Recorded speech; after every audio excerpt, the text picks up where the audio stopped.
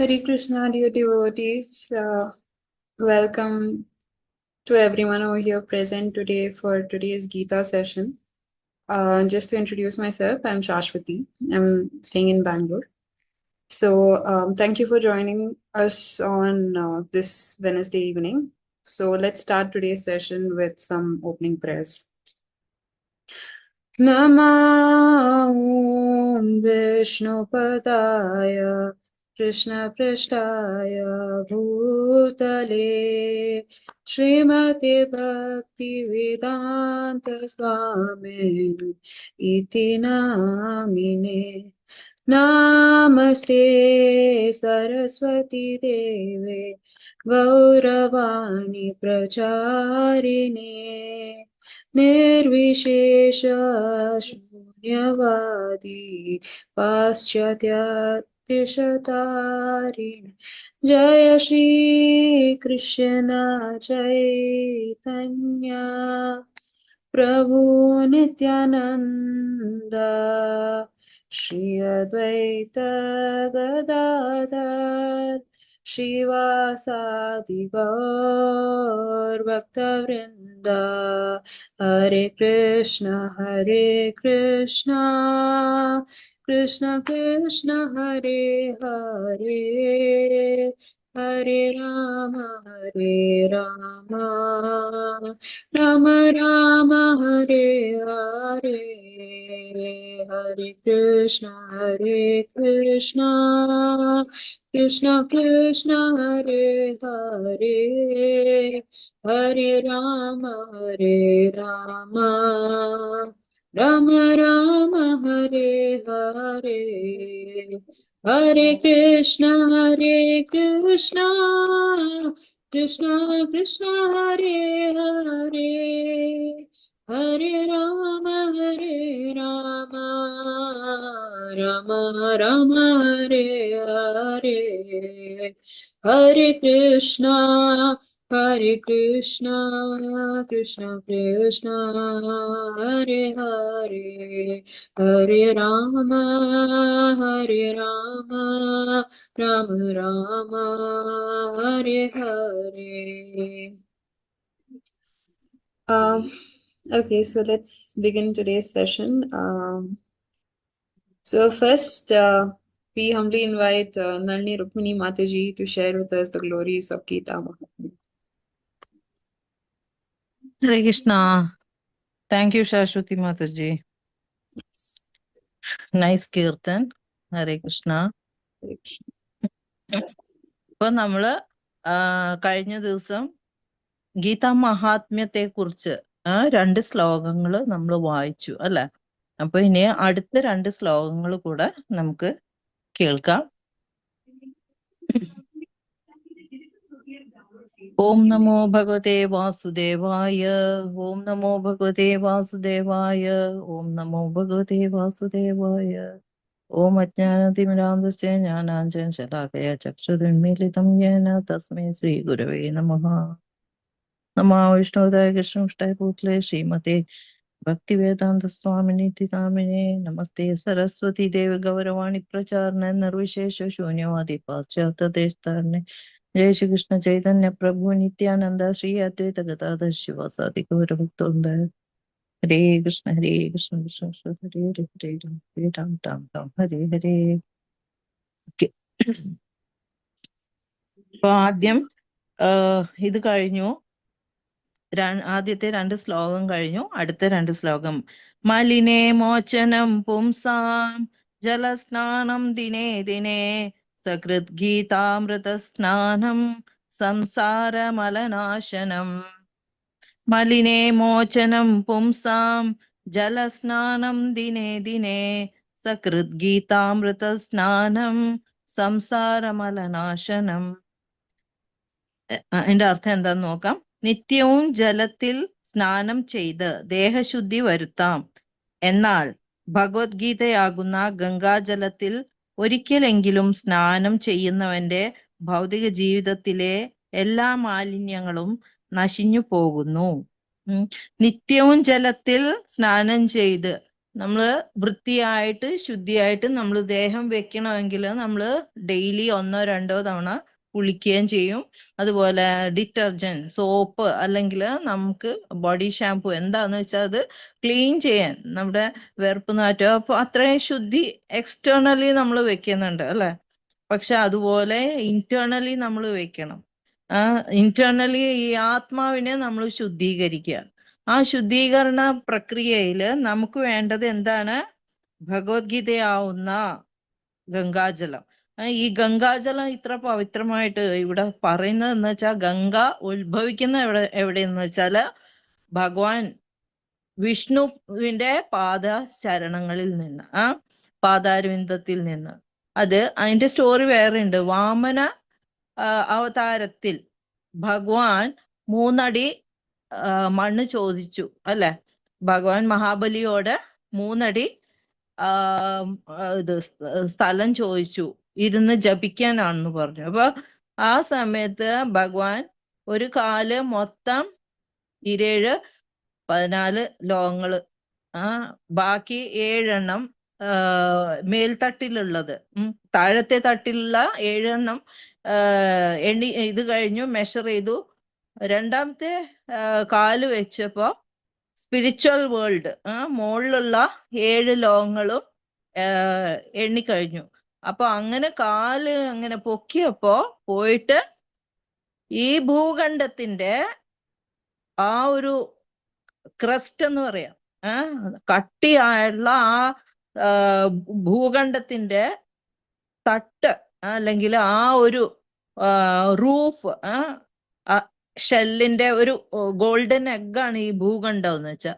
ആ ഭൂഖണ്ഡത്തിന്റെ ആ ഷെല്ല് പൊട്ടിച്ച് കാരണോദക സമുദ്രം ഭഗവാന്റെ നഖത്തിൽ കൂടെ ഈ ഭൂഖണ്ഡത്തില് വന്നു, ഈ ഇതില് വന്നു, പ്രപഞ്ചത്തിൽ വന്നു. അപ്പൊ അങ്ങനെ വരുന്ന ഒരു ജലമാണ് ഗംഗാജലം. അപ്പോ ഭഗവാന്റെ പാദങ്ങളിൽ നിന്നും വന്ന ഒരു നദിയായതുകൊണ്ട് അതിനെത്ര പവിത്രമാണ്. അതുപോലെ ഭഗവാന്റെ മുഖത്തിൽ നിന്നും വരുന്ന ഗീതയായതുകൊണ്ട് ഭഗവത്ഗീത എന്നും പറയുന്നു. അപ്പൊ ഇത് രണ്ടും വളരെ ഇമ്പോർട്ടന്റ് ആണ് അല്ലെ. അപ്പൊ ഈ ഗംഗാജലത്തിൽ ഒരിക്കലെങ്കിലും സ്നാനം ചെയ്യുന്നവന്റെ ഭൗതിക ജീവിതത്തിലെ എല്ലാ മാലിന്യങ്ങളും നശിച്ചു പോകുന്നു. അതിനു മുമ്പത്തെ ശ്ലോകത്തില് നമ്മൾ വായിച്ചതാണ് അല്ല, എല്ലാ പാപങ്ങളുടെയും ഫലം ബാധിക്കുകയില്ല. ഈ അതിന്റെ ഗീതാധ്യായനശീലസ്യ പ്രാണായാമോ പരസ്യച്ച നൈവ സന്തി ഹി പാപാനി പൂർവജന്മ കൃതാനിച്ച്. പൂർവജന്മങ്ങളിൽ ചെയ്ത എല്ലാ പാപങ്ങളും അപ്പോഴേ നശിച്ചു പോകുന്നു. അങ്ങനെയാണ്. ഇനി 4-ാമത്തെ ശ്ലോകം. ഗീതാസു ഗീത കർത്തവ്യ കിമന്യേ ശാസ്ത്രവിസ്തരൈഹി യാ സ്വയം പത്മനാഭസ്യ മുഖപത്മാത്മിനിസൃത. ഭഗവത്ഗീത പരമപുരുഷോത്തമനാൽ ഉപദേശിക്കപ്പെട്ടതാകയാൽ മറ്റൊരു വേദസാഹിത്യങ്ങളും പഠിക്കേണ്ടതില്ല. ഒരു സാഹിത്യവും പഠിക്കേണ്ടതില്ല. ഭഗവത്ഗീത ശ്രദ്ധയോടും കൃത്യനിഷ്ഠതയോടും കൂടി കേൾക്കുകയും വായിക്കുകയും ചെയ്താൽ മതി. ഇന്നത്തെ കാലത്ത് ആളുകൾ ലൗകിക വ്യാപാരത്തിൽ അത്രയധികം മുഴുകിയിരിക്കുന്നത് കൊണ്ട് വേദസാഹിത്യം മുഴുവൻ വായിക്കുക അവർക്ക് അസാധ്യമത്രേ. എന്നാൽ അത് ആവശ്യമില്ല. ഈ ഒരൊറ്റ ഗ്രന്ഥം ഭഗവത്ഗീത മതി. കാരണം അത് എല്ലാ വേദസാഹിത്യങ്ങളുടെയും സാരസർവസ്വമാണ്. അത് ഓരോ ചാപ്റ്റർ കഴിയുമ്പോൾ അത് പറയുന്നത് എന്താ? ഇത് ശ്രീമദ് ഗീത ഉപനിഷത്സു. അപ്പൊ ഗീത ഉപനിഷത്സു എന്നാണ് പറയുന്നത്. അപ്പൊ അതൊരു ഉപനിഷത്തിന്റെ കൂടെ എല്ലാത്തിന്റെയും വേദസൂത്രത്തിന്റെയും ഒരു സാരാംശമാണ് അല്ലെ. അപ്പൊ സാരസർവസ്വമാണ്. മാത്രവുമല്ല പ്രത്യേകിച്ചും പരമദിവ്യോത്തമ പുരുഷനാൽ ഉപദിഷ്ടവുമാണ്. അതുകൊണ്ട് ഇത് വളരെ ഇമ്പോർട്ടന്റ് ആണ് ഭഗവത്ഗീത. അത്രയും മേല് നമ്മള് എത്ര ബുദ്ധിമുട്ടുണ്ടെങ്കിലും ദിവസവും 1 ശ്ലോകം 2 ശ്ലോകം നമ്മൾ വായിച്ച് തീർക്കുന്നത് നമുക്ക് തന്നെ നല്ലതാണ്, നമ്മുടെ ആത്മാവിനും കൂടെ നല്ലതാണ്. അതുകൊണ്ട് എല്ലാവർക്കും ഇത് 2 ശ്ലോകങ്ങളും മനസ്സിലായെന്ന് വിചാരിക്കുന്നു. ഹരേ കൃഷ്ണ. Thank you Mataji. മാതാജി നന്നായിട്ട് എക്സ്പ്ലെയിൻ ചെയ്തു. നല്ല പാസ്റ്റ് ടൈംസ് ഒക്കെ പറഞ്ഞു തന്നു. Thank you, Mataji. That was very inspiring. So next, we are very fortunate to have Narottam Krishna Prabhu, who is going to be sharing with us the glories of Harinam Mahima. He's going to share with us Harinam Mahima now. Yes, Prabhuji, please. Hare Krishna, Mataji. Thank you very much. Hari Bol. Hare Krishna. Yeah. Hare Krishna.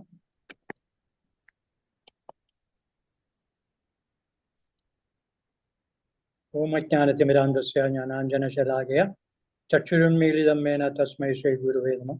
Shri Chaitanya Manobhishtam Sthapitam Mena Bhutale Swayam Rupagadam Mahyam Dadati Savadantika. Hare Krishna. Jai Shri Krishna Chaitanya Prabhu Nityananda Shri Advaita Gadadhara Shivasadi Gaurabhakti Om Vishnu Vadaya Krishna Preshthaya Bhutale Shambhade Bhakti Vedanta Swami Namine Namaste Saraswate Deve Gauravani Prajarni Namaste Shunyavadi Paschatya Deshatarya. Jai Shri Krishna Chaitanya Prabhu Adhirashivasadi Gaurabhakti. Hare Krishna. ഇന്നത്തെ നമ്മള് നാമം ജപിക്കുന്നതിന്റെ മാഹാത്മ്യം അതാണ് നമ്മൾ പഠിക്കാൻ ശ്രമിക്കുന്നത്. നാമത്തിന്റെ പ്രാധാന്യം നമുക്ക് ഒരുപക്ഷെ അറിയാമെന്ന് തോന്നുന്നു അല്ലെ?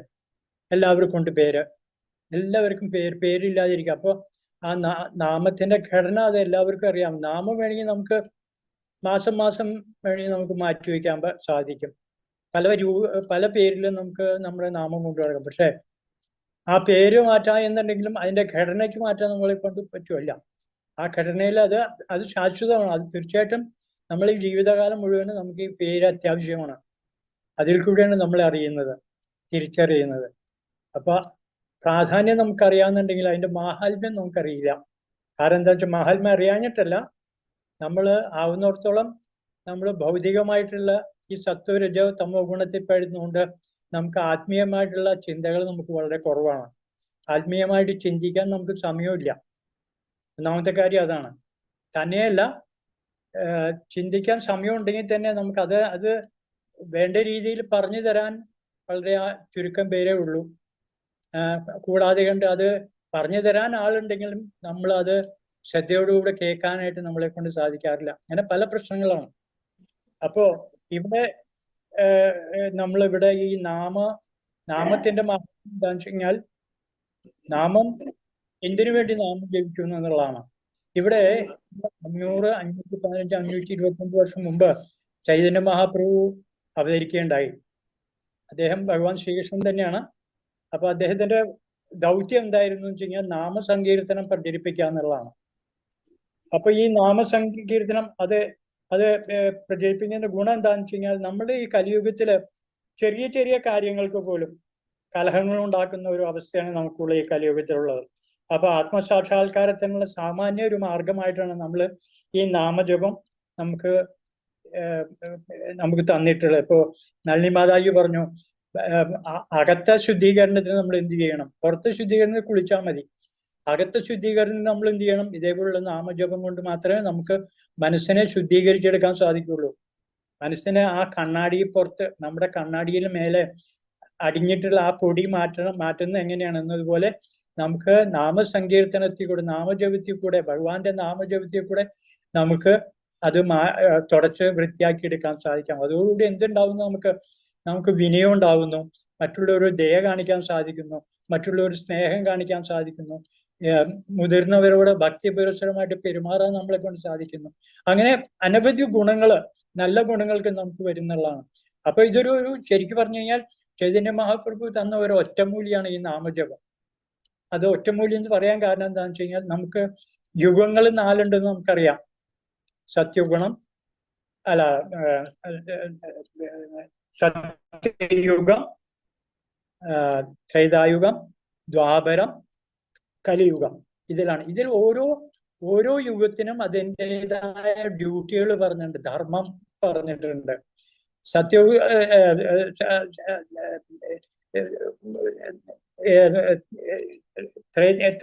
ദ്വാപരം, സത്യം, കലിയുഗം.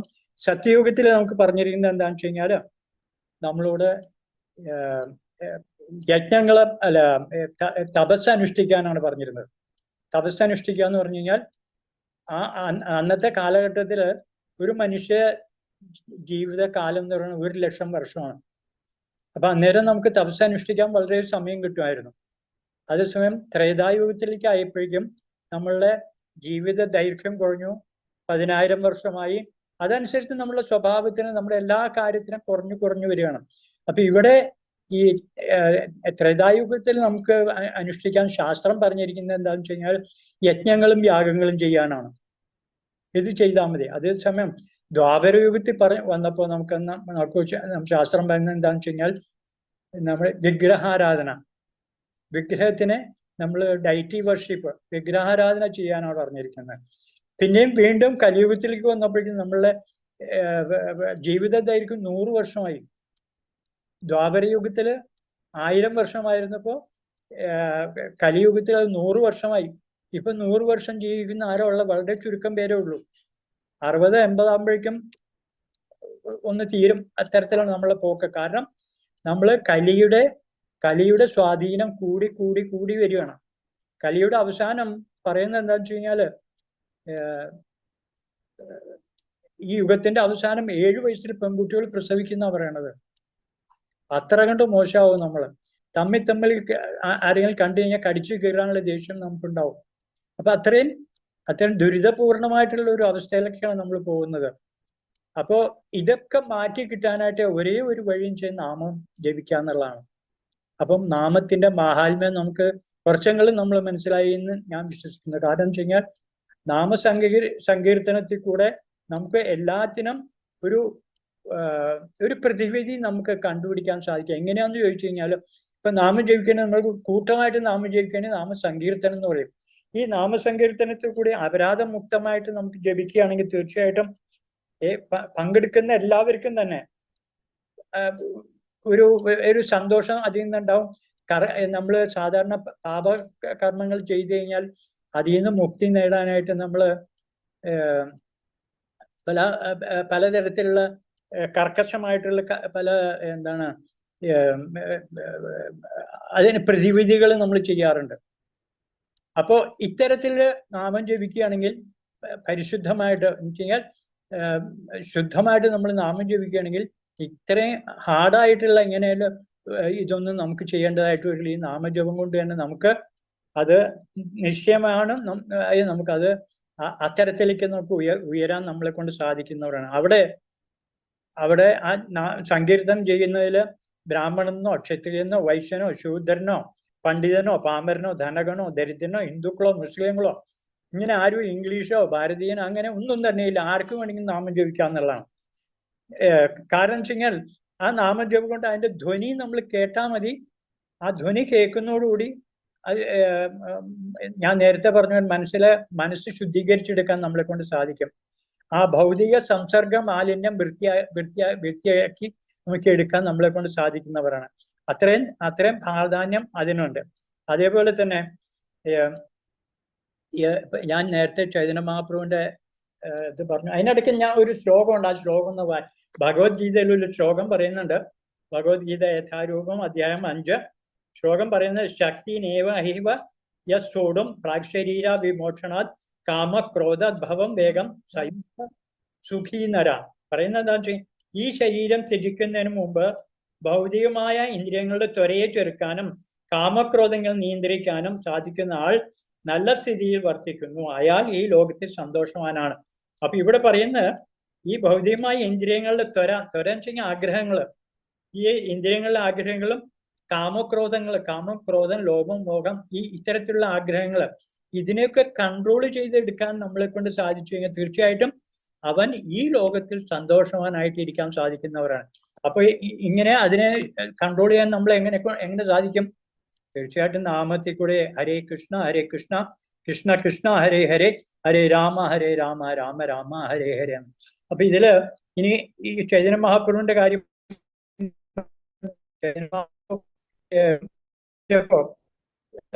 കുട്ടികള് കരയാൻ തുടങ്ങി.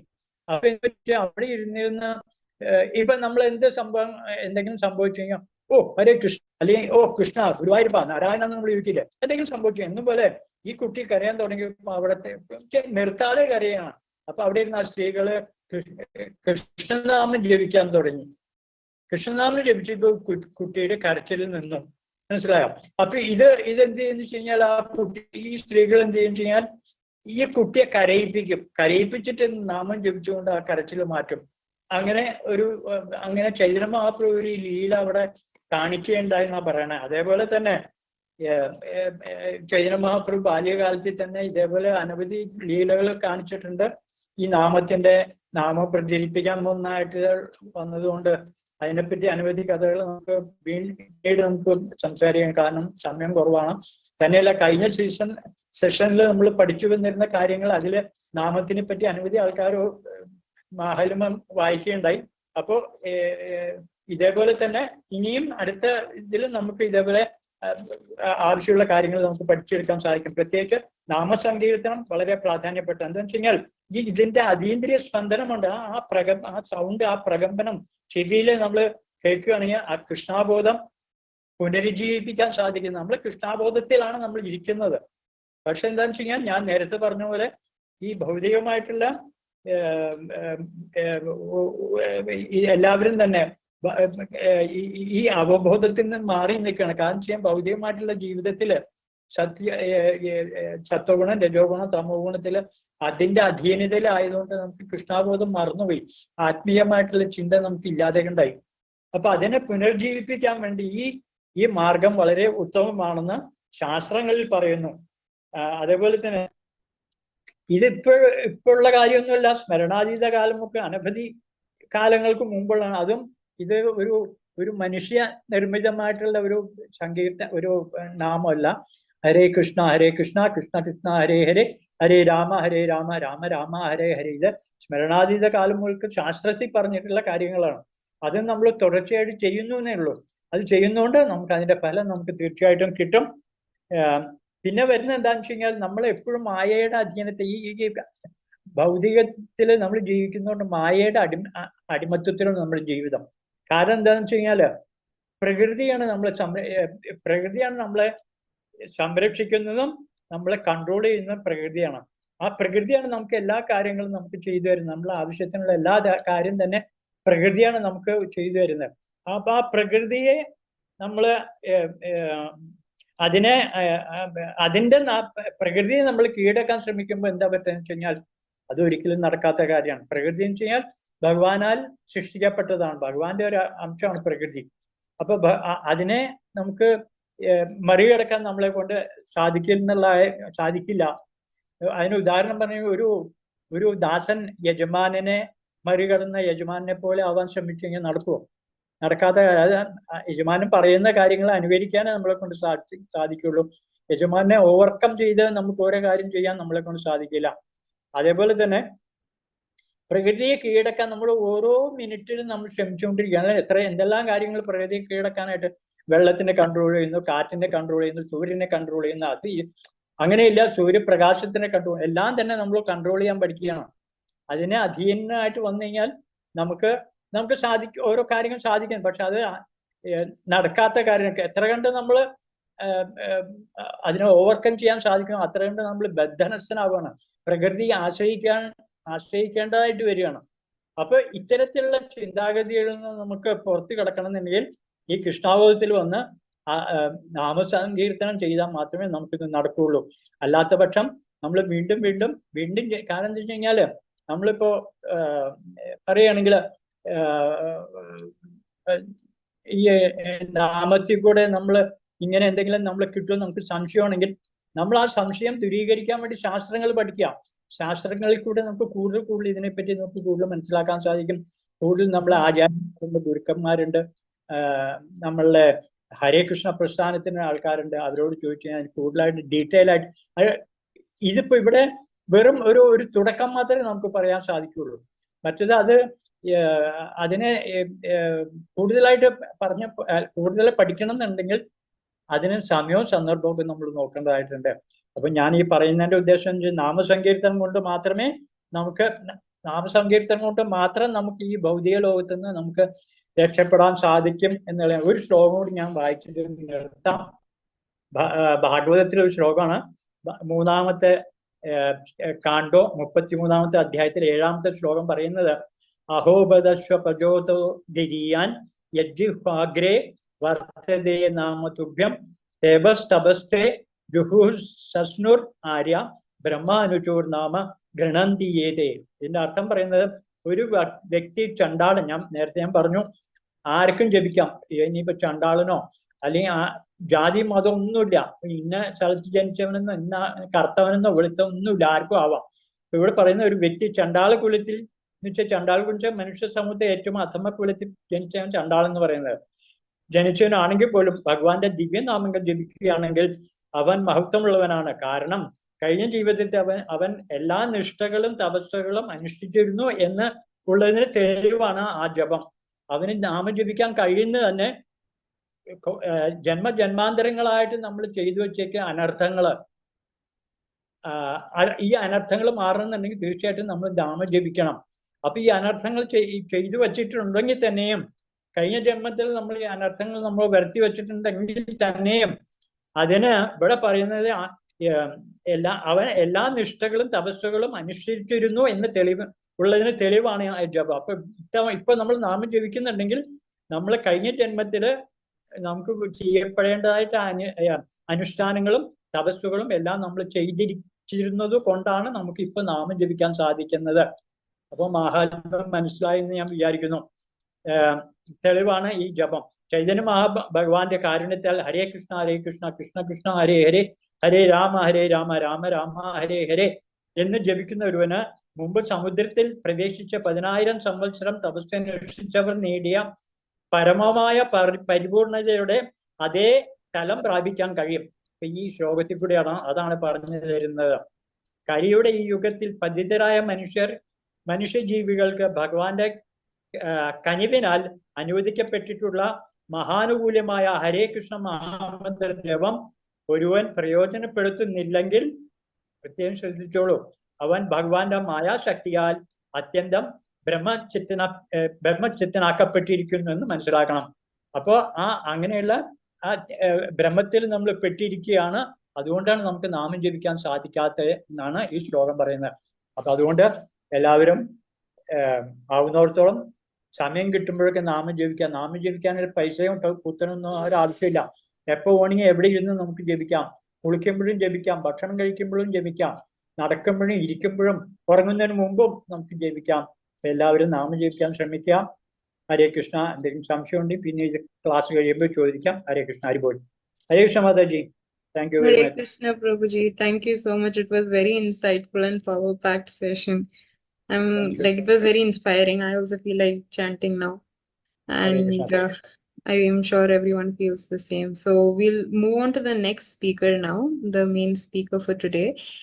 Let me introduce you to our dear Sri Devi Mataji, who is also known as Radha Shakti Devi Dasi. She is a disciple of His Holiness Jayapatak Swami Maharaj. Mataji lived with her family in Muscat for over 30 years, and she was working there for an insurance company. And it was in Muscat itself where she came in touch with ISKCON devotees, became part of the Hare Krishna family. She even received her initiation over there. And so post retirement, she's back now in Kochi with her family. And she has been conducting Bhakti Vriksha classes, Bhagavad Gita classes for ladies. She assists in the Gopal School of Value Education with children's camp, children's classes. She also takes Narayaniyam sessions on YouTube. So we are very, very fortunate and excited to have such an exalted senior devotee like Mataji to take tonight's Bhagavad Gita session. So once again, welcome Mataji. You may take over now. Hare Krishna. Hare Krishna Mataji. Thank you Mataji. Thank you so much. And Hare Krishna. എല്ലാവർക്കും എൻ്റെ പ്രണാമം. ഓം അജ്ഞാനതിമിരാന്ധസ്യ ജ്ഞാനാഞ്ജനശലാഖയ ചക്ഷുരുന്മീലിതം യേന തസ്മൈ ശ്രീ ഗുരവേ നമഃ. ഹരേ കൃഷ്ണ. എല്ലാവർക്കും എൻ്റെ പ്രണാമം. അപ്പൊ നമ്മൾ ഇന്ന് ഭഗവത്ഗീത ശ്ലോകങ്ങൾ ആരംഭിക്കാൻ പോവുകയാണ്. കഴിഞ്ഞ ക്ലാസ്സിൽ നമ്മൾ ഭഗവത്ഗീതയെ കുറിച്ചൊരു അവലോകനമൊക്കെ നടത്തി. ഗോപാൽ പ്രഭു ഹിസ് ഗ്രേസ് ഗോപാൽ ഗൗരപ്രഭു നമുക്ക് അതിനെക്കുറിച്ചൊരു ഒരു ഇൻട്രഡക്ഷൻ തന്നു കഴിഞ്ഞ തവണ അല്ലെ. ഒരു അവലോകനം നമ്മൾ നടത്തി ഭഗവത്ഗീതയെ കുറിച്ച്. ഭഗവത്ഗീത പ്രത്യക്ഷപ്പെടുന്നത് എവിടെയാണ്? മഹാഭാരതത്തിലെ 6ാമത്തെ പർവ്വതത്തിൽ. മഹാഭാരതം 18 പർവ്വങ്ങളാണുള്ളത്. ഇവിടെ ആദി പർവ്വം മുതൽ സ്വർഗാരോഹണ പർവ്വം വരെ. അതിൽ 6ാമത്തെ പർവ്വമായ ഭീഷ്മ പർവ്വത്തിലാണ് ഈ ഭഗവത്ഗീത പ്രത്യക്ഷപ്പെടുന്നത്. പിന്നെ അതുപോലെ നമ്മൾ കണ്ടു യുദ്ധം, ഈ മഹാഭാരത യുദ്ധം തുടങ്ങുന്നതിന് ലോകത്തിലെ എല്ലാ രാജ്യക്കാരും ഇതിൽ പങ്കെടുക്കുന്നുണ്ട്. അപ്പൊ ആ സമയം യുദ്ധത്തിന് തൊട്ടു മുൻപായിട്ട് നമ്മൾ കണ്ടു ദുര്യോധനനും അർജുനനും കൃഷ്ണന്റെ സഹായം തേടാൻ ചെന്നു. ദുര്യോധനന്റെ ആഗ്രഹപ്രകാരം ഭഗവാന്റെ നാരായണ സൈന്യം മുഴുവനും, ഭഗവാന്റെ സൈന്യം മുഴുവനും ദുര്യോധനന് കൊടുത്തു. എന്നിട്ട് അർജുനന്റെ ആഗ്രഹപ്രകാരം ഭഗവാൻ അർജുനന്റെ സൈഡ് കൂടി നിരായുധനായിട്ട്, അർജുനന്റെ തേരാളിയായിട്ട്, ആയുധം തൊടില്ല എന്ന് പറഞ്ഞു, തേരാളിയായിട്ട് അർജുനന്റെ കൂടെ നിന്നു. പിന്നെ അതുപോലെ ആ സമയത്ത് ഈ യുദ്ധത്തിന് തൊട്ട് മുൻപായിട്ട് വേദവ്യാസൻ ഹസ്തിനപുരത്തില് എത്തും ധൃതരാഷ്ട്രരെ കാണാൻ. അപ്പൊ ധൃതരാഷ്ട്ര മഹാരാജാവിനെ കണ്ടിട്ട് അദ്ദേഹത്തിന് ദിവ്യദൃഷ്ടി കൊടുക്കും. അങ്ങ് ദൂരെ, ഹസ്തിനപുരത്തിലാണ് ഇദ്ദേഹം ഇരിക്കുന്നത്, അങ്ങ് ദൂരെ കുരുക്ഷേത്ര യുദ്ധഭൂമിയിൽ നടക്കുന്ന യുദ്ധം കാണാൻ വേണ്ടിയിട്ട് ദിവ്യദൃഷ്ടി കൊടുത്ത് അനുഗ്രഹിക്കാൻ വരുമ്പോ അദ്ദേഹം പറയും, എനിക്ക് വേണ്ട, എന്റെ തേരാളിയായിട്ടുള്ള സഞ്ജയനെ അനുഗ്രഹിച്ചാൽ മതി എന്ന് പറയും. അങ്ങനെ സഞ്ജയനെ, കാരണം വേദവ്യാസം പറയും, നീ കാരണമല്ലേ ഇത് മുഴുവൻ വരുത്തി തീർത്തത് നീയല്ലേ, നീ കണ്ടോളൂ, അതിന്റെ അവസാനം എന്താ നീ കണ്ടോളൂ എന്ന് ധൃതരാഷ്ട്രോട് പറയാം. എനിക്ക് കാണണ്ട, എന്റെ തേരാളിയോട് പറഞ്ഞാൽ മതി, കൊടുത്താൽ മതി, അങ്ങനൊരു ദിവ്യദൃഷ്ടി ഞാൻ അദ്ദേഹത്തിൽ നിന്നും കേട്ടോളാം എന്ന് പറഞ്ഞു. അങ്ങനെ സഞ്ജയന് കൊടുക്കും ദിവ്യദൃഷ്ടി. സഞ്ജയൻ ആണ് ഹസ്തിനപുരത്തിലിരുന്ന് ധൃതരാഷ്ട്രം സഞ്ജയനും കൂടി അങ്ങ് കുരുക്ഷേത്ര യുദ്ധഭൂമിയിൽ നടക്കുന്ന ഈ മഹാഭാരത യുദ്ധം കാണുകയാണ്. എന്നിട്ട് സഞ്ജയനിലൂടെ കേൾക്കുകയാണ് ധൃതരാഷ്ട്രം. തത്സമയ പ്രക്ഷേപണം എന്ന് പറയില്ലേ, നമ്മളും കാണാറില്ലേ ലൈവ് പ്രോഗ്രാംസ് ഒക്കെ അല്ലെ, ദൂരെ നടക്കുന്ന കാര്യങ്ങൾ നമ്മൾ TV-യിൽ.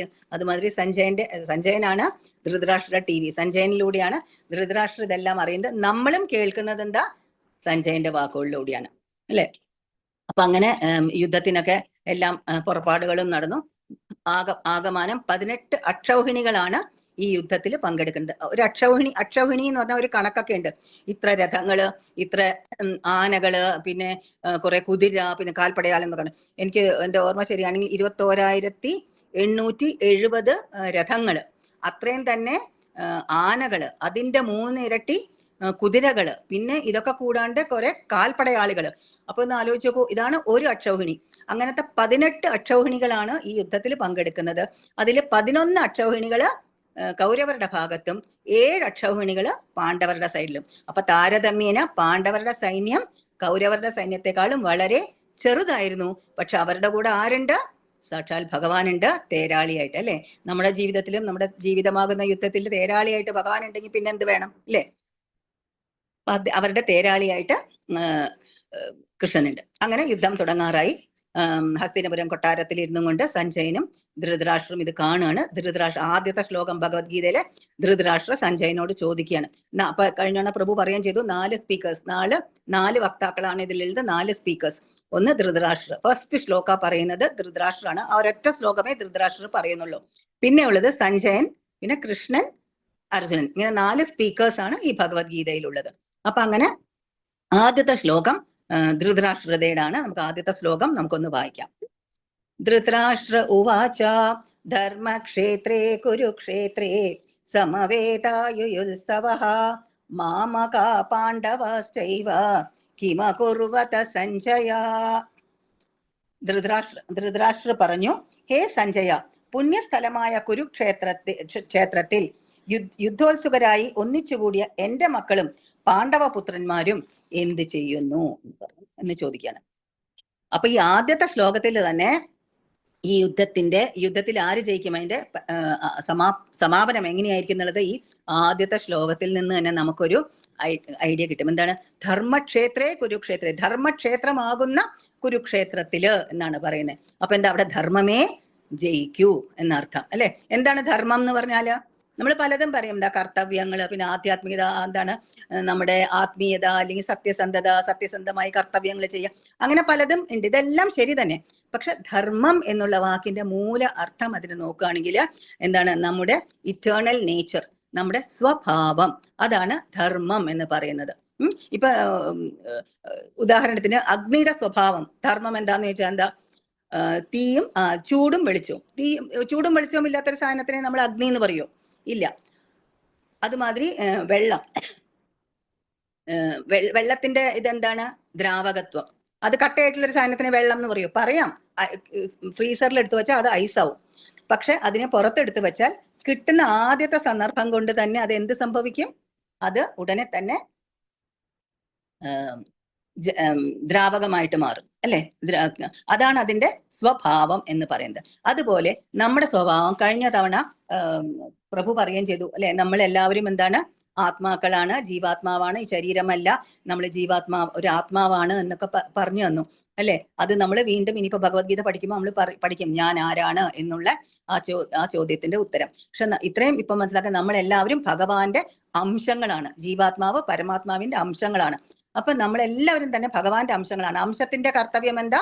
പൂർണ്ണത്തെ സേവിക്കുക, അല്ലെ? എന്റെ കൈ, എന്റെ കാല്, എന്റെ നാക്ക്, എന്റെ കണ്ണ്, ഇതൊക്കെ എന്റെ ശരീരത്തെ സേവിക്കുകയാണ്. ഇതൊക്കെ എന്റെ ശരീരഭാഗങ്ങളാണ്, അല്ലെ? അതുപോലെ ഭാഗങ്ങള് എന്താണ്? പൂർണ്ണത്തെ, അംശങ്ങള് പൂർണ്ണത്തെ സേവിക്കുക എന്നുള്ളതാ കടമ. നമ്മൾ ഭഗവാന്റെ അംശങ്ങളാവുമ്പോൾ നമ്മുടെ കർത്തവ്യം എന്താ? ഭഗവാനെ സേവിക്കുക, ഭഗവത് സേവനം. അതാണ് നമ്മുടെ ധർമ്മം എന്ന് പറയുന്നത്. ധർമ്മക്ഷേത്രമാകുന്ന കുരുക്ഷേത്രത്തിൽ, ഈ കുരുക്ഷേത്ര യുദ്ധഭൂമിക്ക് എങ്ങനെ പേര് കിട്ടിയെന്ന് വാമന പുരാണത്തിൽ പറയുന്നുണ്ട്. അതായത് കുരു മഹാരാജാവ് ഉണ്ടല്ലോ, ഈ ദുര്യോധനന്റെയും കൗരവരുടെയും പാണ്ഡവരുടെയൊക്കെ ഒരു മുൻഗാമി, അവരുടെ പിൻഗാമിയാണ്, അദ്ദേഹത്തിന്റെ പിൻഗാമികളാണ് ഇവരെല്ലാവരും. അദ്ദേഹം വളരെ സത്യസന്ധനായിട്ടുള്ള ഒരു രാജാവായിരുന്നു. അദ്ദേഹം ഈ പ്രദേശത്ത്, ഈ കുരുക്ഷേത്രം എന്ന് പറയുന്ന, അന്ന് പേര് അങ്ങനെയല്ല, ഈ പ്രദേശത്ത് ഒരുപാട് സത്പ്രവർത്തികൾ, തപശ്ചര്യകള്, ഒരുപാട് സത്പ്രവർത്തികളൊക്കെ നടത്തിയ സ്ഥലമാണ്. ഒരുപാട് ദാനധർമ്മങ്ങൾ, ഇതൊക്കെ നടത്തിയ സ്ഥലമാണത്. അങ്ങനെ ആ വിഷ്ണു ഭഗവാന് അദ്ദേഹത്തില് സംപ്രീതനായിട്ട് വിഷ്ണു ഭഗവാൻ അദ്ദേഹത്തെ അനുഗ്രഹിച്ചു. എന്നിട്ട് കൂട്ടത്തിൽ പറഞ്ഞു, ഈ പ്രദേശം, ഇവിടെ ഇരുന്നു കൊണ്ടാണ് അദ്ദേഹം ഒരുപാട് സൽപ്രവർത്തികൾ നടത്തിയത്, ഈ പ്രദേശം നിന്റെ പേരിനാൽ അറിയപ്പെടട്ടെ എന്ന് പറഞ്ഞു. അങ്ങനെയാണ് ആ പ്രദേശത്തിന് കുരുക്ഷേത്രം, ക്ഷേത്രം എന്ന് പറഞ്ഞാൽ പ്രദേശം, കുരുക്ഷേത്രം എന്ന് പറഞ്ഞു. അവിടെ ധർമ്മമേ ജയിക്കൂ. അപ്പൊ ധർമ്മം ആരുടെ ഭാഗത്താന്ന് നമുക്ക് എല്ലാവർക്കും അറിയാം, അല്ലെ? അപ്പൊ ആദ്യത്തെ ശ്ലോകത്തിൽ തന്നെ അറിയാം, ധൃതരാഷ്ട്രർ തന്നെ പറയുന്നു, ധർമ്മക്ഷേത്രമാകുന്ന കുരുക്ഷേത്രത്തില് എന്താണ് യുദ്ധം ചെയ്യാൻ തയ്യാറായി വന്നിരിക്കുന്ന എന്റെ മാമക, എന്റെ ആൾക്കാരും പാണ്ഡവരും. അപ്പൊ അവിടെയും നോക്കൂ, ബാഹ്യമായിട്ടുള്ള അന്ധത മാത്രമല്ല, ആന്തരികമായിട്ടുള്ള അന്ധതയും ബാധിച്ചിരുന്നു ധൃതരാഷ്ട്രർക്ക്. ആരാണ് ഈ പാണ്ഡവന്മാര്? അദ്ദേഹത്തിന്റെ അനുജന്റെ പുത്രന്മാരാണ്. അനുജൻ വളരെ ചെറുപ്പത്തിലെ മരിച്ചു. എന്നിട്ട് ഈ കൊച്ചു കുട്ടികളായിരുന്നപ്പോ വല്യച്ഛന്റെ സംരക്ഷണയിലാണ് വളർന്നത്. പക്ഷെ എന്നാലും അവരെ എന്റെ എന്നുള്ള ഡെഫിനേഷനിൽ അദ്ദേഹം പെടുത്തിയിട്ടില്ല. എന്റെ എന്ന് പറയുന്നത് കൗരവ, അദ്ദേഹത്തിന് ദുര്യോധനും ദുശാസനും ആ മക്കളും, മറ്റേത് പാണ്ഡവന്മാര്. മാമക പാണ്ഡവാശ്ചൈവ എന്നാണ് അദ്ദേഹം പറയുന്നത്. അവിടെ നോക്കൂ, പാർഷ്യാലിറ്റിയാണ്, അല്ലെ, അദ്ദേഹത്തിന് ഉള്ളത്. അവരെന്ത് ചെയ്യുന്നു എന്ന് ഈ യുദ്ധത്തിന് യുദ്ധം ചെയ്യാൻ ഉത്സുകരായിട്ട് വന്നിരിക്കുന്ന എന്റെ ആളുകളും പാണ്ഡവന്മാരും എന്ത് ചെയ്യുന്നു എന്ന് ധൃതരാഷ്ട്ര ചോദിക്കുകയാണ്. ആരോട്?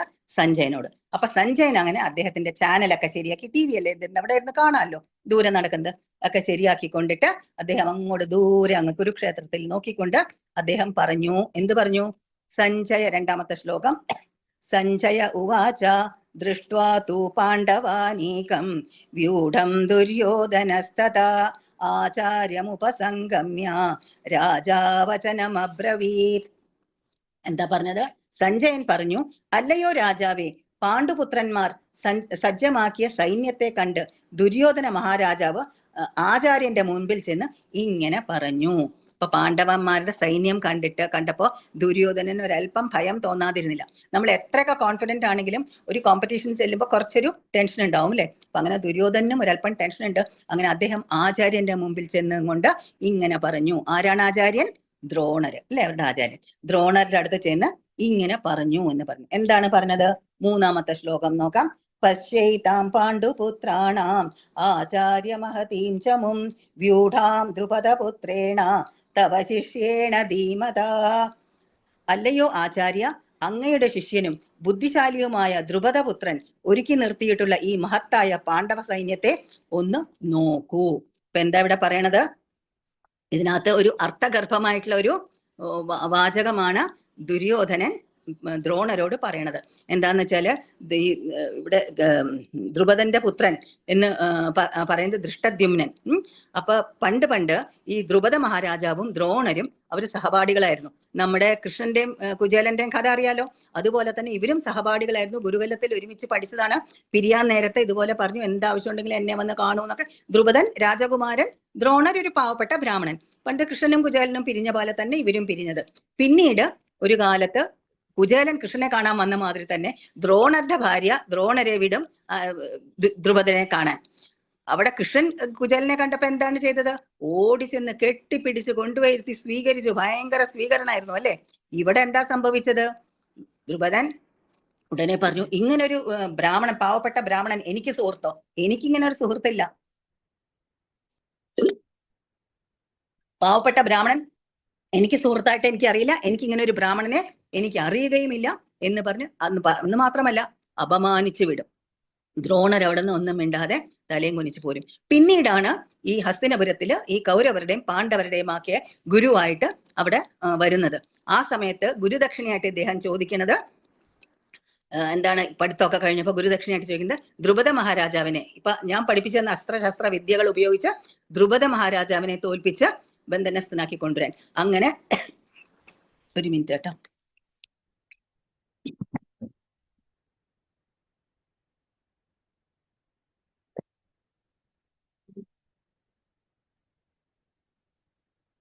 അങ്ങനെ ഇവര് ചെന്ന് ദ്രുപദ മഹാരാജാവായിട്ട് യുദ്ധം ചെയ്ത് അസ്ത്രശസ്ത്രങ്ങൾ, ഇദ്ദേഹം പഠിപ്പിച്ചു തന്ന അസ്ത്രശസ്ത്ര വിദ്യകൾ ഉപയോഗിച്ച് അദ്ദേഹത്തെ തോപ്പിച്ച് ദ്രുപദനെ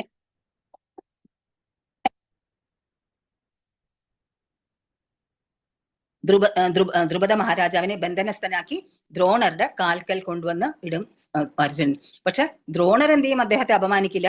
എണീപ്പിച്ച് കെട്ടിപ്പിടിച്ച് എനിക്ക് വേറെ ഒന്നും വേണ്ട, നമ്മുടെ സൗഹൃദം എന്ന് നിലനിൽക്കണം, അത്രേ ഉള്ളൂ എന്ന് പറഞ്ഞ് കെട്ടിപ്പിടിച്ച് അദ്ദേഹത്തെ റിലീസ് ചെയ്യും. പക്ഷെ ഇത് ഷോർട്ടായിട്ട് ഞാൻ ജസ്റ്റ് പറയാണ്. ആ ഒരു അവസരത്തിൽ അതാണ് ഇവിടെ ദുര്യോധനൻ പറയണത്.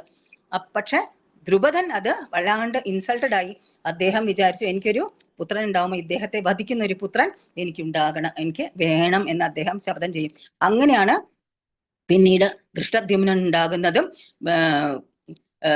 എന്നിട്ട് ഈ ദ്രോണരുടെ അടുത്ത് തന്നെ ദൃഷ്ടദ്യുമ്നൻ പഠിക്കാൻ വരും. പക്ഷെ അദ്ദേഹം വളരെ സത്യസന്ധനായിട്ടുള്ള ഇതെല്ലാം അറിയാമെങ്കിലും ദ്രോണര് വളരെ സത്യസന്ധനായിട്ടുള്ള ഒരു ബ്രാഹ്മണൻ എന്ന നിലയിൽ ദൃഷ്ടദ്യുമ്നെ എല്ലാ മുറകളും പഠിപ്പിച്ചു കൊടുത്തു. ഒരു പാർഷ്യാലിറ്റിയും ഇല്ലാണ്ട് എല്ലാം പഠിപ്പിച്ചു കൊടുത്തു, മിടുക്കനാക്കി. അപ്പൊ ഇപ്പൊ ദുര്യോധനൻ അതാണ് ഇവിടെ പറയണത്. എന്താണ്? അല്ലയോ ആചാര്യ, അങ്ങയുടെ ശിഷ്യനും ബുദ്ധിശാലിയുമായ ദ്രുപദന്റെ പുത്രൻ നിർത്തിയിട്ടുള്ള ഈ മഹത്തായ പാണ്ഡവ സൈന്യത്തെ ഒന്ന് നോക്കൂ. അന്ന് അങ്ങേ ഇതെല്ലാം പഠിപ്പിച്ചു കൊടുത്തില്ലേ? ആ ആളാണ് അങ്ങേ വധിക്കാൻ ജനിച്ച ആള്. ആ ആളാണ് എല്ലാം പഠിപ്പിച്ചു കൊടുത്തില്ലേ? ആ ആളാണ് ഇന്ന് അങ്ങയുടെ മുമ്പിൽ നിൽക്കുന്നത്. അപ്പൊ അവരുടെ കമാൻഡർ ഇൻ ചീഫ്, പാണ്ഡവരുടെ കമാൻഡർ ഇൻ ചീഫാണ് ദൃഷ്ടദ്യുമ്നൻ, ഇവരുടെ കൗരവരുടെ ഭീഷ്മാചാര്യര്. ഓക്കെ, അപ്പൊ നമുക്ക് ഇനി അതാണ് അവിടെ ഓർമ്മിപ്പിക്കുകയാണ്. ഒരു ഇൻഡയറക്റ്റ് ആയിട്ട് ഒരു ഓർമ്മപ്പെടുത്തലാണ് ദുര്യോധനൻ ചെയ്യുന്നത്. ഓക്കെ, നമുക്കിനി നാലാമത്തത് വായിക്കാം. അത്ര ശൂരാ മഹേശ്വാസ ഭീമാർജുന സമായുധി യുയുധാനോ വിരാടശ്ച ദ്രുപദശ്ച മഹാരഥഃ. ഭീമാർജുനന്മാരോട് കിട നിൽക്കുന്ന യുയുധാനൻ, വിരാടൻ, ദ്രുപദൻ എന്നീ വില്ലാളി വീരന്മാർ ആ സൈന്യത്തിൽ ഉണ്ട്. അഞ്ചാമത്തേതും കൂടെ ഒന്ന് വായിക്കാം. ദൃഷ്ടകേതുശ്ചേകിതാന കാശിരാജശ്ച വീര്യവാൻ പുരുജിത് കുന്തിഭോജശ്ച ശൈബ്യശ്ച നരപുംഗവഃ. ആറാമത്തെയും കൂടി വായിക്കാം. യുധാമന്യശ്ച വിക്രാന്ത ഉത്തമൗജാശ്ച വീര്യവാൻ സൗഭദ്രോ ദ്രൗപദേയാശ്ച സർവ ഏവ മഹാരഥാഃ. അപ്പൊ ഈ ശ്ലോകങ്ങളിൽ 4-5-6 ശ്ലോകങ്ങളില് ദുര്യോധനൻ പറഞ്ഞു കൊടുക്കാണ്. നോക്ക്, അവരുടെ ഓരോ വില്ലാളി വീരന്മാരായിട്ടുള്ള ആ യോദ്ധാക്കളുടെ പേരുകൾ ഓരോന്നായിട്ട് പറയാണ്. അവരോട് കിട നിൽക്കുന്ന യുയുധാനൻ, വിരാടൻ, ദ്രുപദൻ, പിന്നാര ദൃഷ്ടകേതു, ചേകിതാനൻ, കാശിരാജാവ്, പുരിജിത്ത്, കുന്തിഭോജൻ, ശൈബ്യൻ, പിന്നെ കൂടാതെ പരാക്രമിയായ യുധാമന്യു, ബലവാനായ ഉത്തമൗജസ്, സുഭദ്രാപുത്രന്മാർ, ദ്രൗപദിയുടെ മക്കൾ എല്ലാവരും അവിടെ ഉണ്ട്. എല്ലാവരും ആ ഇതിനകത്ത് അവിടെ ഉള്ള യോദ്ധാക്കളുടെ പേര് ഓരോരുത്തരായിട്ട് എടുത്തെടുത്ത് പറയാണ്. അതായത് പാണ്ഡവ സൈന്യത്തിലെ മികച്ച പോരാളികളുടെ പേര് പറയുകയാണ് ദുര്യോധനൻ. എല്ലാവരും തന്നെ കിടപിടിക്കാവുന്നവര് യോദ്ധാക്കളാണ്, സൂക്ഷിക്കണം, ശ്രദ്ധാലുവായി തന്നെ ഇരിക്കണം എന്ന് അദ്ദേഹം ദുര്യോധനൻ ഓർമ്മിപ്പിക്കുകയാണ്. ഓക്കെ, അതിനുശേഷം പിന്നെ അവരുടെ സൈഡിലുള്ള രാജാക്കന്മാരുടെ യോദ്ധാക്കളുടെ കാര്യം പറയാം. നമുക്ക് 7-ാമത്തെയും 8-ാമത്തെയും ഒന്ന് വായിക്കാം. അസ്മാകം തു വിശിഷ്ടായേ താൻ നിബോധ ദ്വിജോത്തമ നായക മമ സൈന്യസ്യ സംജ്ഞാർത്ഥം താൻ ബ്രവീമി തേ. ബ്രാഹ്മണോത്തമ, എന്റെ സൈന്യത്തെ നയിക്കുന്നതിന് യോഗ്യതയുള്ള പടനായകന്മാരെ പറ്റി ഞാൻ പറഞ്ഞു തരാം. 8. ഭവാൻ ഭീഷ്മശ്ച കർണശ്ച കൃപശ്ച സമിതിം ജയഃ അശ്വത്ഥാമാ വികർണശ്ച സൗമദത്തിസ്തഥൈവ ച. യുദ്ധത്തിൽ സദാ വിജയിക്കുന്നവരായ താങ്കൾ, ഭീഷ്മർ, കർണൻ, കൃപൻ, അശ്വത്ഥാമാവ്, വികർണൻ, സോമദത്തന്റെ പുത്രനായ ഭൂരിശ്രവസ് എന്നിവരും ഉണ്ട്. അപ്പൊ ഇവരുടെ സൈഡിലുള്ള ആൾക്കാരെ പറ്റി പറയുകയാണ് ഇനി ദ്രോണര്. അതായത് നമുക്കും ഒട്ടും മോശമല്ലാത്ത സൈന്യം തന്നെയാണ് നമ്മളുടെ സൈഡിലും ഒട്ടും മോശമല്ലാത്ത യോദ്ധാക്കൾ തന്നെയാണ് നമ്മുടെ സൈന്യത്തിലും ഉള്ളത് എന്ന് പറയാണ്. ഇനി 9-ാമത്തെ, അന്യേ ച ബഹവഃ ശൂര മദർത്തേ ത്യക്ത ജീവിതാഃ നാനാ ശസ്ത്രപ്രഹരണ സർവേ യുദ്ധ വിശാരദാഃ. എനിക്ക് വേണ്ടി സ്വജീവിതം അർപ്പിക്കുവാൻ ഒരുങ്ങി വന്നവരായിട്ട് ഇനിയുമുണ്ട് പല വീരയോദ്ധാക്കളും. നാനാവിധത്തിലുള്ള ആയുധങ്ങൾ കൈവശമുള്ളതും സമരമുറകളിൽ സുപരിചിതരുമാണ് അവർ. അപ്പോ എനിക്ക് വേണ്ടി സ്വന്തം ജീവിതം പോലും കളയാൻ തയ്യാറായിട്ട് വന്ന ശ്രേഷ്ഠന്മാരും ഇവിടെ തന്നെയുണ്ട് എന്ന് പറയാണ്. പിന്നെ 10-ാമത്തെ വായിക്കാം. അപര്യാപ്തം തദസ്മാകം ബലം ഭീഷ്മാഭിരക്ഷിതം പര്യാപ്തം ത്വതിമേ തേഷാം ബലം ഭീഷ്മാഭിരക്ഷിതം. അളവറ്റതാണ് നമ്മുടെ സൈന്യബലം, പിതാമഹനായ ഭീഷ്മരാൽ സംരക്ഷിതവുമാണ്. എന്നാൽ ഭീമൻ രക്ഷിച്ചു പോരുന്ന പാണ്ഡവ സൈന്യമാകട്ടെ വളരെ പരിമിതമാണ്. ഉള്ളിലൊരു പേടിയുണ്ട്. അപ്പൊ കമ്പയർ ചെയ്യാണ്. നമ്മുടെ എത്ര വന്നാലും നമ്മുടെയാണ് കുറേ കൂടി ശക്തമായിട്ടുള്ള സൈന്യം എന്ന് അദ്ദേഹം സ്വയം ആശ്വസിക്കുകയാണ്. 11-ാമത്തെ, അയനേഷു ച സർവേഷു യഥാഭാഗമവസ്ഥിതാഃ ഭീഷ്മമേവാഭിരക്ഷന്തു ഭവന്തഃ സർവ ഏവ ഹി. സൈന്യവ്യൂഹത്തിൽ മർമ്മസ്ഥാനങ്ങളിൽ ഉറച്ചു നിന്നുകൊണ്ട് നിങ്ങൾ ഓരോരുത്തരും ഭീഷ്മ പിതാമഹന് പരിപൂർണ പിന്തുണ നൽകണം. അപ്പൊ എന്താ പറയണേ, രണ്ട് സൈഡിലുള്ള യോദ്ധാക്കളെയും കമ്പയർ ചെയ്തു. എന്നിട്ട് പറഞ്ഞു, എനിക്ക് വേണ്ടി ജീവൻ പോലും കളയാൻ തയ്യാറായിട്ടുള്ള പല യോദ്ധാക്കളും ഇവിടെ നമ്മുടെ സൈഡിലുണ്ട്. പിന്നെ താരതമ്യേന നമ്മുടെ സൈന്യം തന്നെയാണ് പാണ്ഡവരുടെ സൈന്യത്തെക്കാളും ബലമുള്ളത്, വലുത്, ശക്തി ആയിട്ടുള്ളത് എന്ന് പറയാ. എന്നിട്ട് അത് കഴിഞ്ഞിട്ട് എല്ലാവരോടുമായിട്ട് പറയണു, നമ്മുടെ കമാൻഡർ ഇൻ ചീഫ്, നമ്മുടെ തലവൻ ആരാണ്? ഇവരുടെ ഹെഡ്, ഇവരുടെ ചീഫ്, ഈ ആർമിയുടെ ചീഫ് ഭീഷ്മരാണ്.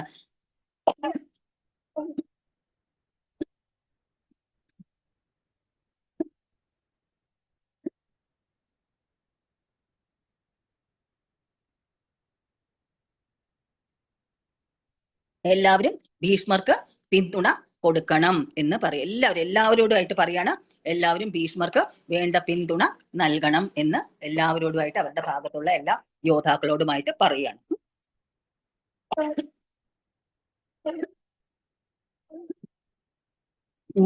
12-ാമത്തെ വായിക്കാം.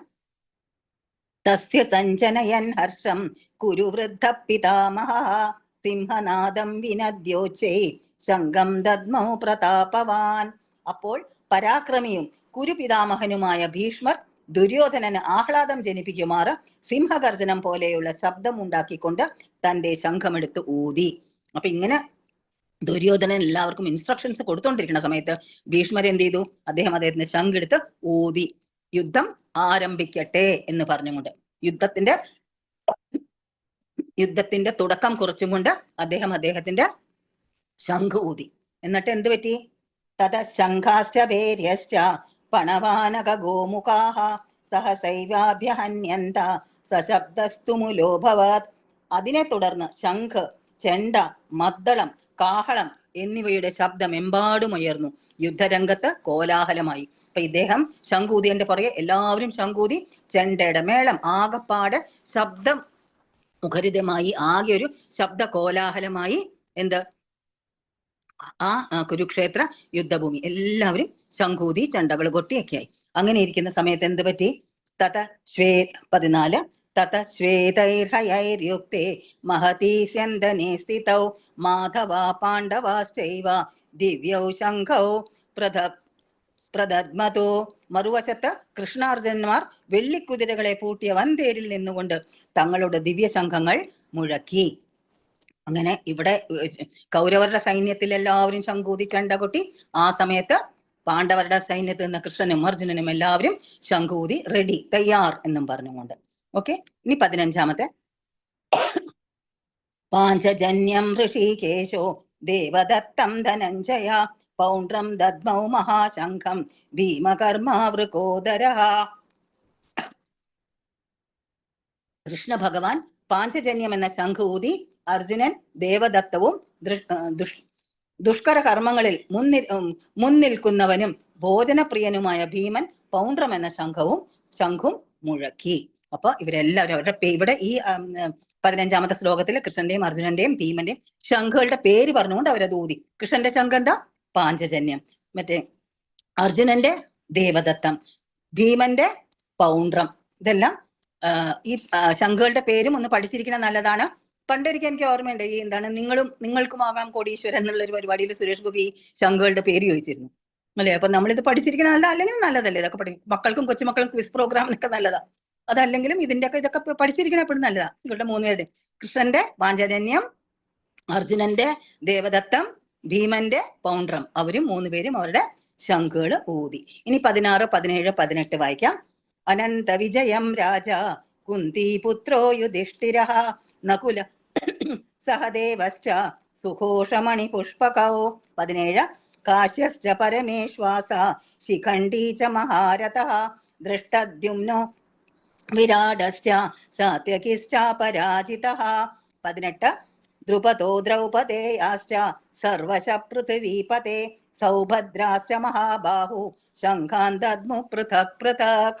എന്താണ്? കുന്തിപുത്രനായ യുധിഷ്ഠിരൻ അനന്ത വിജയം എന്ന ശംഖൂതി, നകുല സഹദേവന്മാർ സുഘോഷമണി പുഷ്പകങ്ങളും, വില്ലാളി വീരനായ കാശി രാജാവും മഹാരഥനായ ശിഖണ്ഡിയും, ദൃഷ്ടദ്യുമ്നൻ വിരാടൻ, തോൽവി പിണയാത്ത സാത്യകി, ദ്രുപദൻ, ദ്രൗപദീപുത്രന്മാർ, മഹാബാഹുവായ സുഭദ്രാപുത്രൻ എന്നിവരും ശംഖനാദം മുഴക്കി. ഇപ്പൊ എല്ലാവരും ശംഖ് മുഴക്കി. ഇപ്പൊ ഇവിടെ പാണ്ഡവരുടെ ശംഖുകളുടെ പേര് പറഞ്ഞിട്ടുണ്ട്.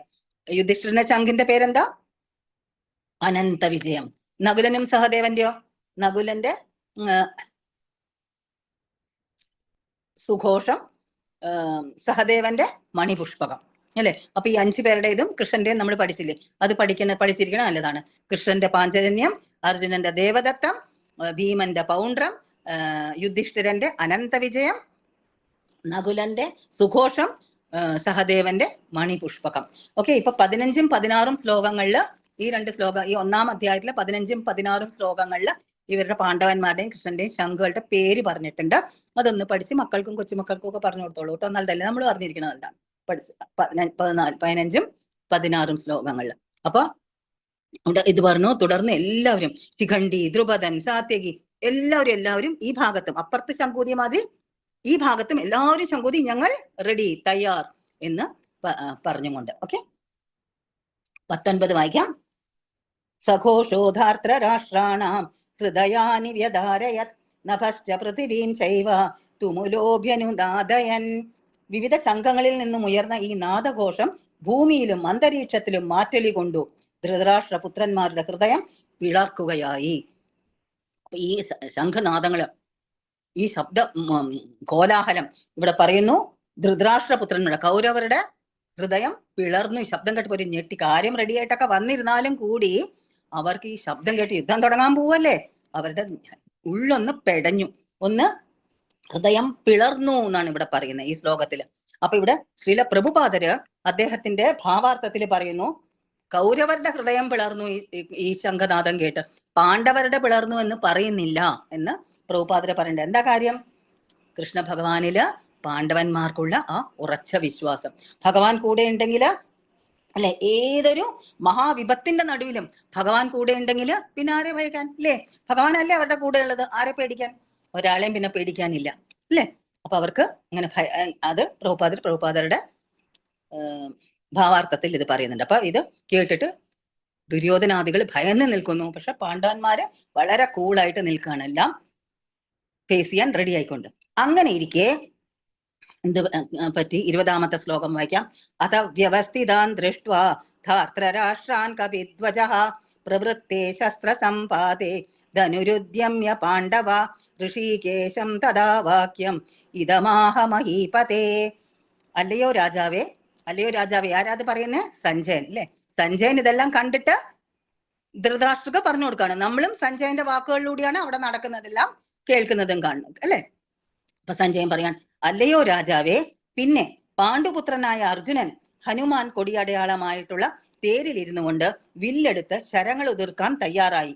മറുവശത്ത് അണിനിന്നിരുന്ന കൗരവ സൈന്യത്തെ നോക്കി കൃഷ്ണനോട് ഇങ്ങനെ പറഞ്ഞു. 20ാമത്തെ ശ്ലോകം. അപ്പൊ അർജുനന്റെ കൊടിയടയാളം എന്താണ്? ഹനുമാൻ.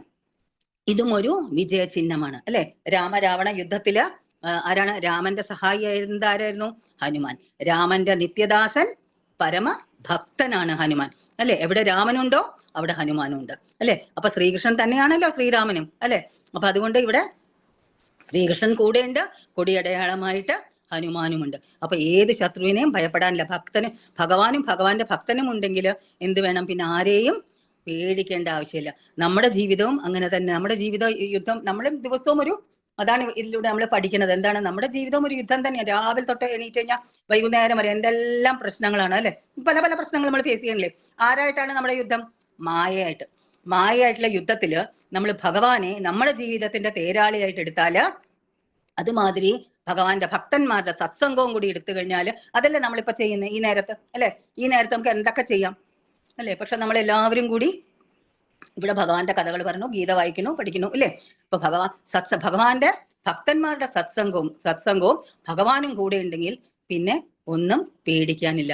ജീവിത വിജയം സുനിശ്ചിതം എന്ന് പറയാൻ. അങ്ങനെ അവിടെ കൊടിയടയാളമായി അങ്ങനെ ഇരിക്കുന്ന ആ തേരിലിരുന്നു കൊണ്ട് അർജുനൻ കൃഷ്ണനോട് ഇങ്ങനെ പറഞ്ഞു. എങ്ങനെ പറഞ്ഞു? എന്ത് പറഞ്ഞു? അത് നമുക്ക് അടുത്ത ക്ലാസ്സിൽ കാണാം. എല്ലാവരും ഇപ്പൊ ഇതുവരെ നമ്മൾ കണ്ടത് 20 ശ്ലോകം വരെ ആ യുദ്ധഭൂമിയുടെ ഒരു അവലോകനമാണ്, ഒരു ഓവർവ്യൂ. ആ യുദ്ധഭൂമി എന്തൊക്കെ സംഭവിച്ചു, എന്തൊക്കെ നടക്കണോ യുദ്ധം തുടങ്ങുന്നതിന് മുൻപ്. ഇനി ഈ അധ്യായത്തിന്റെ പേരെന്താ? അർജുന വിഷാദ യോഗം. എന്തായിരുന്നു അർജുനന്റെ വിഷാദം? അതാണ് നമ്മളിപ്പോ ഇനി അടുത്ത ക്ലാസ് തൊട്ട് കാണാൻ പോകുന്നത്. അർജുനന്റെ വിഷാദത്തിന് കാരണം, അർജുനന്റെ വിഷാദം എന്തായിരുന്നു എന്നുമാണ് നമ്മൾ ഇനി കാണാൻ പോകുന്നത്. അതുകൊണ്ട് എല്ലാവരും എന്ത് വേണം? സ്ഥിരമായിട്ട് ഇതിൽ കയറുക. ആഴ്ചയിൽ 3 ദിവസം അല്ലേ ക്ലാസ് ഉള്ളൂ, 3 മാസത്തേക്ക്. അതും ഈ 1 മണിക്കൂർ. അപ്പൊ എല്ലാരും ഇത് കേട്ട് പഠിച്ച് ഇത് നമ്മളുടെ ജീവിതത്തിൽ ഉൾക്കൊണ്ട് ജീവിക്കാൻ നമ്മുടെ ജീവിതത്തിലും കൂടെ പകർത്തി ജീവിക്കാൻ നമ്മൾ ശ്രമിക്കുക. ഇങ്ങനെ ഒരു ഉദ്യമം ഇതിന്റെ ആരംഭം ആരെ കുറിച്ച്? നമ്മുടെ തന്നെ അന്ന് ഗോപാൽ പ്രഭുവും പറഞ്ഞു. നമ്മുടെ തന്നെ സീനിയർ ഡിവോട്ടീസ് ആയിട്ടുള്ള ഹിസ് ഗ്രേസ് ദീനനാഥ് വിഠൽ പ്രഭുവും അദ്ദേഹത്തിന്റെ സപത്നി ഹെർ ഗ്രേസ് നളിന രുക്മിണി മാതാജി, അവര് രണ്ടുപേരും കൂടിയാണ് ഇങ്ങനെ ഒരു ഉദ്യമത്തിന് തുടക്കമിട്ടത്. ഒരു ബാച്ച് കഴിഞ്ഞു, ഇത് 2ാമത്തെ ബാച്ചാണ്. ഇന്ന് നമ്മൾ ആദ്യത്തെ 20 ശ്ലോകം നമ്മൾ പഠിച്ചു, അല്ലെ? അപ്പൊ നമുക്ക് അവരോട് ഹൃദയംഗമമായിട്ടുള്ള നന്ദി നമ്മൾ രേഖപ്പെടുത്തണം. നമുക്ക് ഇത്രയും നമുക്ക് പഠിക്കാൻ, ആരെങ്കിലും ഒക്കെ എന്തെങ്കിലും ഒരു മുൻകൈ എടുത്താലേ നമുക്ക് പഠിക്കാൻ പറ്റുള്ളൂ, അല്ലെ? ഭഗവാൻ തന്നെ 18ാം അധ്യായത്തിൽ നമ്മൾ പഠിക്കും. എല്ലാ ഗീത പറഞ്ഞു കഴിയുമ്പോൾ പറയുന്നുണ്ട്, ഭഗവാൻ പറയുന്നുണ്ട്, എനിക്ക് നമ്മുടെ ഈ സംവാദം അല്ലെങ്കിൽ എൻ്റെ ഈ സന്ദേശം മറ്റുള്ളവർക്ക് ആര് പറഞ്ഞു കൊടുക്കുന്നുവോ അവരാണ് എനിക്ക് ഏറ്റവും പ്രിയപ്പെട്ടവര്. അതിനേക്കാളും പ്രിയപ്പെട്ടവരായിട്ട് എനിക്ക് ആരുമില്ല, ഇനിയൊട്ട് ഉണ്ടാവുകയുമില്ല എന്നാ പറയണേ. അപ്പൊ അവർ രണ്ടുപേരും നോക്കൂ, ഇങ്ങനെ ഒരു ഉദ്യമത്തിന് ഇതാക്കി ഭഗവാന്റെ ആ സന്ദേശം ഭഗവാൻ പറഞ്ഞ മാതിരി ഏറ്റവും പ്രിയപ്പെട്ടവർ. അപ്പൊ സത്സംഗം എടുക്കാം, അവരോട് നമ്മൾ നന്ദി പറയാം. നമ്മളിത് ഈ ക്ലാസ് ഒരു കണ്ടിന്യൂറ്റി കിട്ടണമെങ്കിൽ നമ്മൾ എന്നും കേൾക്കണം, അല്ലെ? എന്നാലേ നമുക്കൊരു സീരിയസ് ആയിട്ട് എടുക്കുക അത്. ഓക്കെ, ഞാനും എൻ്റെ ഹൃദയത്തിന്റെ ഭാഷയിൽ അവരോട് നന്ദി പറയുന്നു, അവരെ പ്രണമിക്കുന്നു.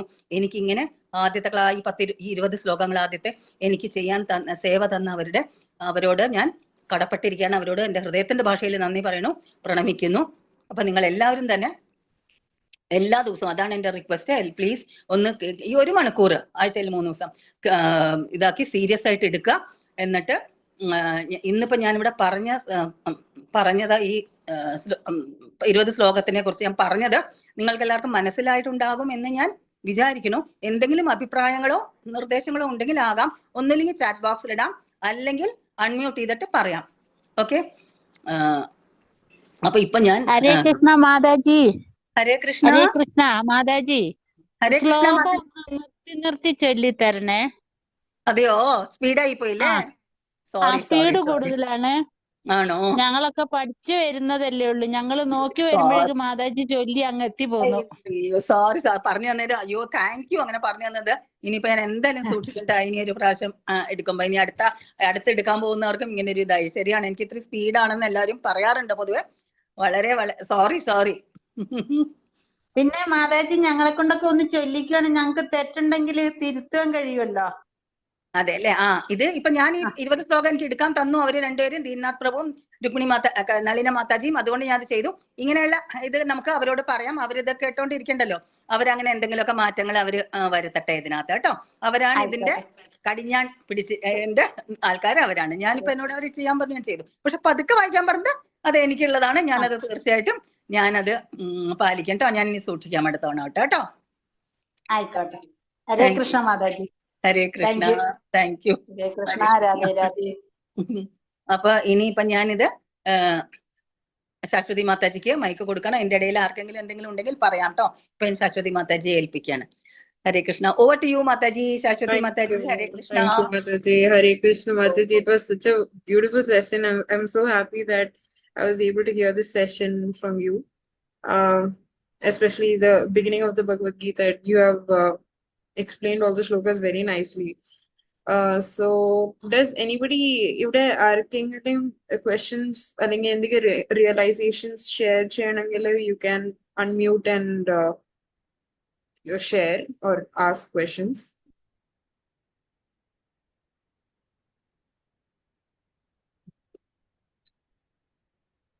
Okay. So okay, I'm assuming there's nobody having any questions or comments.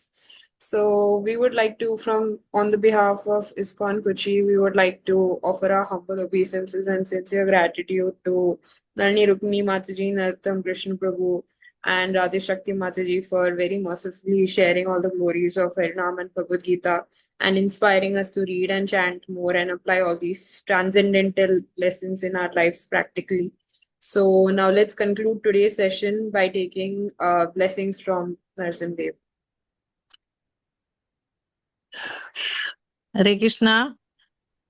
ഒരു ചെറിയ അഭിപ്രായം. ഇപ്പോ മാതാജിയുടെ ഒരു റിക്വസ്റ്റ് ഒന്ന് എല്ലാവരെയും കൊണ്ട് ചാന്റ് ചെയ്യിക്കണം, അല്ലെങ്കിൽ അറിയാൻ പാടില്ലാത്തവരെ കൊണ്ട് വായിപ്പിക്കണമെന്ന്. നമ്മൾ അതിനെ കുറിച്ച് ആലോചിക്കാം. കാരണം ഇങ്ങനെ ഒരു റിക്വസ്റ്റ് വരുമ്പോൾ അവരുടെ എൻതൂസിയാസമാണത്. അപ്പൊ നമുക്ക് പറ്റുന്ന വിധത്തില് എൻകറേജ് ചെയ്യാം. ഓൺലി തിങ് സമയപരിധി കാരണമാണ് നമ്മൾ റിപ്പീറ്റേഷന് നമ്മൾ പറയാത്തത്. സമയം കിട്ടുന്നുണ്ടെങ്കിൽ വളരെ ഇമ്പോർട്ടൻ്റ് ആയിട്ടുള്ള ശ്ലോകങ്ങളൊക്കെ ഉണ്ടെങ്കിൽ അൺമ്യൂട്ട് ചെയ്തിട്ട് നിങ്ങൾക്കും കൂടെ അതിൽ ജോയിൻ ചെയ്യാം. ഓക്കെ, നമുക്കിപ്പോ ഒരു ലൈൻ വായിച്ചു തരുമ്പോ നിങ്ങൾ വേണമെങ്കിൽ അൺമ്യൂട്ട് ചെയ്തിട്ട് അങ്ങനെ വായിക്കാം. അങ്ങനെ എന്തെങ്കിലും ചെയ്യാം. അല്ലാതെ നമുക്ക് എല്ലാവരെയും കൊണ്ട് 20 ശ്ലോകം നമുക്ക് വായിപ്പിക്കണമെന്ന് വെച്ചാൽ നമുക്ക് സമയം കിട്ടുന്നില്ല. അതുകൊണ്ട് മാത്രമാണ് അങ്ങനെ വെക്കാത്തത്. വളരെ ഇമ്പോർട്ടന്റ് ആയിട്ടുള്ള ശ്ലോകം ചൊല്ലിച്ചാ മതി. അപ്പൊ നമുക്ക് കേൾക്കാൻ മനസ്സിലാവുമല്ലോ തെറ്റുണ്ടെങ്കിൽ. അതെ. 1-2 ശ്ലോകങ്ങൾ വരുമ്പോ നമുക്ക് ആദ്യം തുടങ്ങുമ്പോ തന്നെ നമുക്ക് ആർക്കെങ്കിലും വായിക്കണമെങ്കിൽ വായിക്കാൻ പറയാം. Okay.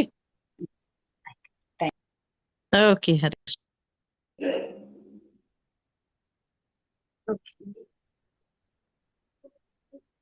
Any other questions or comments to share? ശ്ലോകം ഫാസ്റ്റ് ആയിട്ട് വായിച്ചു എന്ന് പറഞ്ഞു. ഞാൻ സംസാരിക്കുന്നതും ഫാസ്റ്റ് ആയിട്ട് മനസ്സിലാവാണ്ട് ഇരുന്നിട്ടുണ്ടോ ആർക്കെങ്കിലും? ഒന്നില്ലെങ്കിൽ അൺമ്യൂട്ട് ചെയ്ത് പറയണം, അല്ലെങ്കിൽ ഇതിലിടണേ. എന്റെ സ്പീഡ് മനസ്സിലാവാണ്ട് ഇരുന്നിട്ടുണ്ടോ എന്ന്.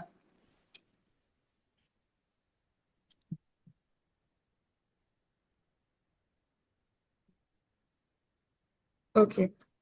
So questions or comments can be put in the chat box or in the group, in our WhatsApp group.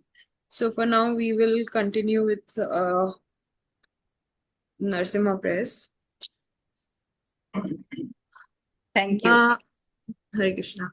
Namaste Narasimhaya Praladadayine Hiranyakashi Purvakshaha Shilatankanakalaye Ito Narsimho Parato Narsimho Yato Yato Yami Tato Narsimho Mahe Narsimha Hridaye Narsimha Narasimha Madhin Sharanam Tapate Tava Karakamalavare Nakam Adbhuta Shringa Dalita Hiranyakashipu Tanam Shringa Keshavadrita Narahari Rupa Jai Jagadish Hare Jai Jagadish Hare Jaya Jagadish Hare Jaya Narsimha Dev Jaya Narsimha Dev Narsimha Dev Jaya Narsimha Dev Jaya Prahlad Maharaj Jaya Prahlad Maharaj Prahlad Maharaj Jaya Prahlad Maharaj Nitya Gaura Hari Bol Hari Bol Hari Bol Nitya Gaura Hari Bol. Hare Krishna. So we all look forward to seeing you all on Friday for Friday 8 p.m. batch. Okay, so thank you. Once again, if any questions or comments, you can share it in the WhatsApp groups. Okay, thank you. Hare Krishna. We'll end the session here.